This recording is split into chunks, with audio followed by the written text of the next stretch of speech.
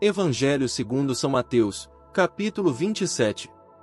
Chegando a manhã, todos os príncipes dos sacerdotes e os anciãos do povo reuniram-se em conselho para entregar Jesus à morte. Ligaram-no e o levaram ao governador Pilatos. Judas, o traidor, vendo-o então condenado, tomado de remorsos, foi devolver aos príncipes dos sacerdotes e aos anciãos as 30 moedas de prata, dizendo-lhes: pequei, entregando o sangue de um justo. Responderam-lhe: que nos importa? Isto é lá contigo. Ele jogou então no templo as moedas de prata, saiu e foi enforcar-se. Os príncipes dos sacerdotes tomaram o dinheiro e disseram: não é permitido lançá-lo no tesouro sagrado, porque se trata de preço de sangue. Depois de haverem deliberado, compraram com aquela soma o campo do oleiro, para que ali se fizesse um cemitério de estrangeiros.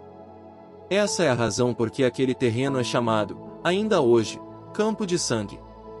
Assim se cumpriu a profecia do profeta Jeremias: eles receberam 30 moedas de prata, preço daquele cujo valor foi estimado pelos filhos de Israel. E deram-no pelo campo do oleiro, como o Senhor me havia prescrito. Jesus compareceu diante do governador, que o interrogou: és o rei dos judeus? Sim, respondeu-lhe Jesus. Ele, porém, nada respondia às acusações dos príncipes dos sacerdotes e dos anciãos.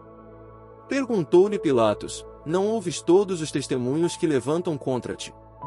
Mas, para a grande admiração do governador, não quis responder a nenhuma acusação. Era costume que o governador soltasse um preso a pedido do povo em cada festa de Páscoa. Ora, havia naquela ocasião um prisioneiro famoso, chamado Barrabás. Pilatos dirigiu-se ao povo reunido: qual quereis que eu vos solte, Barrabás ou Jesus, que se chama Cristo? Ele sabia que tinham entregue Jesus por inveja. Enquanto estava sentado no tribunal, sua mulher lhe mandou dizer: nada faças a esse justo. Fui hoje atormentada por um sonho que lhe diz respeito. Mas os príncipes dos sacerdotes e os anciãos persuadiram o povo que pedisse a libertação de Barrabás e fizesse morrer Jesus. O governador tomou então a palavra: qual dos dois quereis que eu vos solte? Responderam: Barrabás. Pilatos perguntou: que farei então de Jesus, que é chamado Cristo? Todos responderam: seja crucificado. O governador tornou a perguntar: mas que mal fez ele?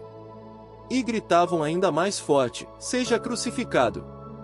Pilatos viu que nada adiantava, mas que, ao contrário, o tumulto crescia. Fez com que lhe trouxessem água, lavou as mãos diante do povo e disse: sou inocente do sangue deste homem. Isto é lá convosco. E todo o povo respondeu: caia sobre nós o seu sangue e sobre nossos filhos. Libertou então Barrabás, mandou açoitar Jesus e lhe entregou para ser crucificado. Os soldados do governador conduziram Jesus para o pretório e rodearam-no com todo o pelotão. Arrancaram-lhe as vestes e colocaram-lhe um manto escarlate. Depois, trançaram uma coroa de espinhos, meteram-lhe na cabeça e puseram-lhe na mão uma vara. Dobrando os joelhos diante dele, diziam com escárnio: salve, rei dos judeus! Cuspiam-lhe no rosto, e tomando da vara, davam-lhe golpes na cabeça. Depois de escarnecerem dele, tiraram-lhe o manto e entregaram-lhe as vestes. Em seguida, levarão-no para o crucificar. Saindo, encontraram um homem de Cirene, chamado Simão, a quem obrigaram a levar a cruz de Jesus. Chegaram ao lugar chamado Gólgota, isto é, lugar do crânio. Deram-lhe de beber vinho misturado com fel. Ele provou, mas se recusou a beber. Depois de o haverem crucificado, dividiram suas vestes entre si, tirando a sorte. Cumpriu-se assim a profecia do profeta: repartiram entre si minhas vestes e sobre meu manto lançaram a sorte. Sentaram-se e montaram guarda. Por cima de sua cabeça penduraram um escrito trazendo o motivo de sua crucificação: este é Jesus, o rei dos judeus. Ao mesmo tempo foram crucificados com ele 2 ladrões, um à sua direita e outro à sua esquerda. Os que passavam o injuriavam, sacudiam a cabeça e diziam: tu, que destróis o templo e o reconstróis em 3 dias, salva-te a ti mesmo. Se és o Filho de Deus, desce da cruz. Os príncipes dos sacerdotes, Os escribas e os anciãos também zombavam dele. Ele salvou a outros e não pode salvar-se a si mesmo. Se é rei de Israel, desça agora da cruz e nós creremos nele. Confiou em Deus, Deus o livre agora, se o ama, porque ele disse, eu sou o Filho de Deus. E os ladrões, crucificados com ele, também o ultrajavam. Desde a hora sexta até a nona, cobriu-se toda a terra de trevas. Próximo da hora nona, Jesus exclamou em voz forte, Eli, Eli, lama sabactani. O que quer dizer, meu Deus, por que me abandonaste? A essas palavras, alguns dos que lá estavam diziam, ele chama por Elias. Imediatamente, um deles tomou uma esponja, embebeu-a em vinagre e apresentou-lhe na ponta de uma vara para que bebesse. Os outros diziam, deixa. Vejamos se Elias virá socorrê-lo.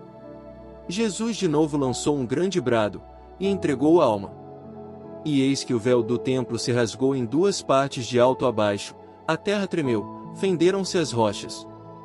Os sepulcros se abriram e os corpos de muitos justos ressuscitaram.